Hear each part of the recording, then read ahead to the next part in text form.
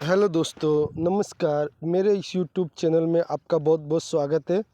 तो आज हम एक और कंपनी के बारे में बात करेंगे, कैस्ट्रोल वॉश इंडिया। ठीक है, तो इस कंपनी के बारे में हम बात करेंगे। तो इस कंपनी का आप देख सकते हैं, सबसे पहले चार्ट जो कैसा है वो ग्रीन भी है और नीचे से ऊपर की तरफ जाता हुआ भी है। ठीक है, कंपनी ने ऑल टाइम में कितना रिटर्न दिया है परसेंटेज में, तो 160% का रिटर्न दिया है। कंपनी का जो करंट प्राइस चल रहा है 1099 रुपये का चल रहा है, मतलब 1100 रुपये का आप चल रहा है। और कंपनी ने शेयर पे अभी तक 676 रुपये का रिटर्न दे चुकी है कंपनी। तो अभी कंपनी में अपने हाई से आप देख सकते हैं कि कंपनी ने 17% अभी डाउन है। ठीक है, तो अभी हम देख लेते हैं कि कंपनी का जो 52 वीक हाई था 1447 रुपये का था और कंपनी अभी 1100 रुपये पे चल रही है, मतलब 300 साढ़े 300 रुपये की गिरावट अभी कंपनी में है, जो कि 17% है। उसके बाद हम इसको निफ्टी 50 से कंपेयर करेंगे तो निफ्टी 50 की अपेक्षा कैसा रिटर्न देता है। तो आप देख सकते हैं निफ्टी 50 ने जितने समय में 22% का रिटर्न दिया, उतने ही समय में इस कंपनी ने 171% का रिटर्न दिया है। मतलब इसका मतलब क्या होता है कि कंपनी निफ्टी 50 की अपेक्षा तो तेज़ रिटर्न देती है। ठीक है, या ऐसा भी बोल सकते हैं निफ्टी 50 की अपेक्षा अच्छा रिटर्न देती है। तो आप यहाँ पे देख सकते हैं जो रेड वाला चार्ट है वो निफ्टी 50 का, जो ब्लू वाला चार्ट है वो कैस्ट्रोल वॉश इंडिया का है। ठीक है, तो इसके बाद अगर हम देखते हैं कंपनी की बैलेंस शीट, तो अभी आप देख सकते हैं हम कंपनी की बैलेंस शीट के ऊपर आ चुके हैं। तो सबसे पहले आप कंपनी का नाम देख लीजिए, कैस्ट्रोल वॉश इंडिया, और सेक्टर आप देख सकते हैं सॉफ्टवेयर की कंपनी है। ठीक है, इसका मतलब ये सॉफ्टवेयर मतलब आईटी सेक्टर की कंपनी है। उसके बाद आप इनके रिजर्व एंड सरप्लस देख लीजिएगा। कंपनी छोटी तो रिजर्व एंड सरप्लस भी धीरे धीरे बढ़ रहे हैं। तो पहले आप देख लीजिए, 3 साल पहले 10 करोड़ 90 लाख थे, फिर डाउन हुए 4 करोड़ 54 लाख और अभी 10 करोड़ 64 लाख। तो ये एक इनके रिजर्व एंड सरप्लस जो है अभी स्टेबल हैं, ज़्यादा कुछ खास नहीं है। ठीक है, लॉन्ग टर्म बोरोविंग आप देखोगे तो कंपनी के ऊपर 3 साल का ही डाटा है, 3 साल से कोई कर्जा नहीं है। शॉर्ट टर्म बोरोविंग भी देखोगे तो कंपनी के ऊपर कोई भी कर्जा नहीं है। ठीक है,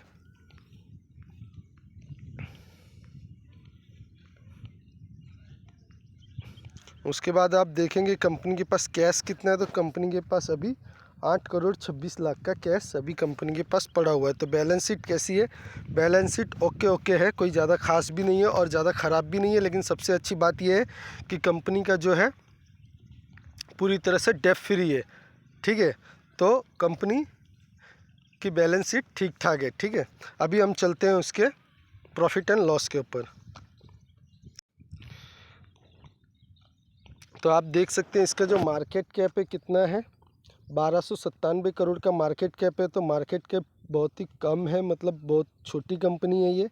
ठीक है, उसके बाद आप देख सकते हैं 52 वीक लो और हाई मैंने वहाँ पे बताना भूल गया था। तो 357 रुपये पे थी 1 साल पहले और अभी 1448 रुपये इसने हाई टच करके आई है। ठीक है, उसके बाद हम आ जाते हैं, तो आप यहाँ पे देख सकते हैं कंपनी पूरी तरह से डेट फ्री, तो मैंने दिखाया भी था कंपनी ऑलमोस्ट डेट फ्री, तो कंपनी पूरी तरह से डेट फ्री भी है। उसके बाद देख सकते हैं कंपनी जो है अपने सेक्टर में बहुत ही छोटी कंपनी, इसलिए अपने सेक्टर में सबसे पीछे 8 नंबर पे है। ठीक है,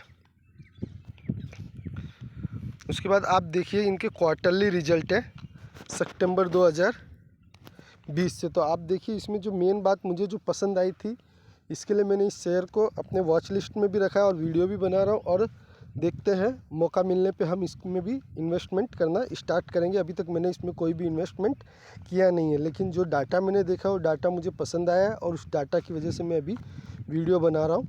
ठीक है, आपको इन्वेस्ट करना है कि नहीं करना है वो आपका खुद का डिसीजन होना चाहिए। मैं एजुकेशन पर्पज़ से वीडियो बना रहा हूँ और जो भी मैं वीडियो बनाता हूँ उस पर मैं अपनी नज़र रखता हूँ और जब मुझे अच्छा मौका लगता है तो मैं उससे बाय करता हूँ। ठीक है, तो आपको भी बाय करना है तो आप भी अपनी रिसर्च करके बाय कीजिएगा। तो अभी मैं बता रहा हूँ आपको कि मैंने इस कंपनी को क्यों सिलेक्ट किया था वॉच लिस्ट में रखने के लिए। तो आप देख सकते हैं सितंबर 2020 में इनका सेल्स कितना था, 4 करोड़ 98 लाख का था, फिर बढ़ गया 7 करोड़ का हुआ, फिर बढ़ गया 7 करोड़ 65 लाख, फिर 9 करोड़ 60 लाख, फिर 10 करोड़ 19 लाख, फिर 11 करोड़ 97 लाख, फिर 13 करोड़, 16 करोड़, 18 करोड़। ठीक है, आप देखिए ध्यान से। और यहाँ पे देखिए 18 करोड़ के बाद 20 करोड़, 22 करोड़, 23 और 25। तो आप देख रहे हैं ये क्वार्टरली रिजल्ट है, और क्वार्टरली रिजल्ट में बहुत सारी कंपनियां जो है अपने सेल्स को स्टेबल रख पाती है, बहुत धीरे धीरे बढ़ती है, 2-3 क्वार्टर के बाद वो थोड़ा सा सेल्स और बढ़ाती है। लेकिन इस कंपनी ने हर क्वार्टर में अपना सेल्स बढ़ा रही है, ये बहुत अच्छी बात है। उसके बाद एक्सपेंसेस जो इनको इतना कमाने के लिए, इतना सेल्स करने के लिए जो खर्चा करना पड़ता है वो हम माइनस कर देंगे। तो आप देख सकते हैं हमारा ऑपरेटिंग प्रॉफिट भी ऐसे ही आएगा। तो आप देख सकते हैं कितना था, 1 करोड़ 60 लाख, फिर बढ़ गया 3 करोड़ 62 लाख, 4 करोड़ 27, ठीक है, 4 46, 4 16, यहाँ पे थोड़ा सा स्टेबल रहा था, फिर 4 91, 5 80, 7 35, देखिए 8 11। ठीक है, तो कैसे इनका प्रॉफिट बढ़ रहा है। ठीक है, और उसके बाद आप देख सकते हैं कि 9 करोड़ 3 लाख, फिर 10 करोड़ 14 लाख और 11 करोड़ 13 लाख। तो आप देख रहे कैसे इनका प्रॉफिट अच्छा खासा निकल के आ रहा है। प्रॉफिट छोटा है, 8 करोड़ 9 करोड़ कमा रही है कंपनी। बड़ी बड़ी कंपनियों के सामने छोटे छोटे ये अमाउंट है, कम कमा रही है। ठीक है, लेकिन इसमें पॉजिटिव बात यह है कि इनका प्रॉफिट हर क्वार्टर में बढ़ता ही जा रहा है। ठीक है, तो ये एक अच्छी बात है। और ऐसा नहीं है कि ये बहुत ऐसे बिजनेस कर रहे हैं कि चलो हमें ज़्यादा कमाने के लिए या ज़्यादा सेल्स करने के लिए ऑपरेटिंग प्रॉफिट मार्जिन कम रखा है, ऐसा नहीं है। इनका ऑपरेटिंग प्रॉफिट मार्जिन भी आप देख सकते हैं 43.36% का है। ऑपरेटिंग प्रॉफिट मार्जिन क्या होता है कि 1 करोड़ मतलब मान लीजिए 100 रुपये का बिजनेस किया है तो 43 रुपये लगभग उसको प्रॉफिट आ जाता है। ठीक है, तो वो भी अच्छा खासा है। उसके बाद आप देख सकते हैं अदर इनकम वगैरह है, इंटरेस्ट वगैरह तो कुछ है नहीं क्योंकि कंपनी पूरी तरह से डेट फ्री है, तो इंटरेस्ट वगैरह भी कुछ नहीं है। आप देख सकते हैं इंटरेस्ट में भी पूरा जीरो चल रहा है। ठीक है, उसके बाद जो प्रॉफिट बिफोर टैक्स है, ठीक है, उसमें से अब टैक्स कट जाएगा तो हम नेट प्रॉफिट देख लेते हैं। तो आप देखिए नेट प्रॉफिट भी कैसा है, 1 करोड़ 14 लाख, फिर 2 करोड़, 3 करोड़, 4 करोड़, यहाँ पे 3 करोड़ 9 लाख हो गया था, फिर 3 करोड़ 99 लाख, 4 करोड़ 35 लाख, 5 करोड़ 58, 5 97। ठीक है, तो आप देख रहे कैसे बढ़ रहा है। और यहाँ पे भी आप देख सकते हो उसके बाद 6 करोड़ 13 लाख, 7 करोड़ 18 लाख, 7 करोड़ 55 लाख और 8 करोड़ 26 लाख। तो आप देख रहे हैं इनका भी किस तरह से प्रॉफिट अच्छा खासा हर क्वार्टर में ग्रोथ हो रहा है। तो इस वजह से मुझे थोड़ा सा कंपनी मेरे इसमें नज़र में आई और मैंने इस पर अभी वीडियो बनाया। मैंने इसमें इन्वेस्ट नहीं किया है, मैं सिर्फ एजुकेशन पर्पज़ से बना रहा हूँ। और ईपीएस भी आप देख सकते हैं इसका कितना है, 6 रुपया 97 पैसे का है। तो अच्छा खासा डाटा है इनका। इसी को हम क्वार्टरली रिजल्ट में देखेंगे तो आप देख सकते हैं जो कंपनी 2015 में जीरो सेल्स कर रही थी वो कंपनी अभी 92 करोड़ का सेल्स कर रही। तो आप देख सकते हैं जीरो से 92 करोड़ पहुंच गए। ऑपरेटिंग प्रॉफिट भी देख लीजिए, जीरो था और अभी 40 करोड़ के आसपास ये पहुंच गए, तो जीरो से 40 पहुंच गए। तो आप देख सकते हैं कैसा इनके ग्रोथ हो रहे हैं। ऑपरेटिंग प्रॉफिट मार्जिन मैंने कहा था 42% का है, ठीक है। उसके बाद आप देख सकते हैं प्रॉफिट देख सकते हैं, हम कब से देख रहे हैं, 2015 से। तो आप देख सकते हैं 2015 से लेके 15 16 17 18 19 5 साल तक कंपनी ने कुछ भी नहीं कमाया। उसके बाद कंपनी 16 में 1 करोड़ का प्रॉफिट किया, फिर 8 करोड़, फिर 15, फिर 25, फिर 29।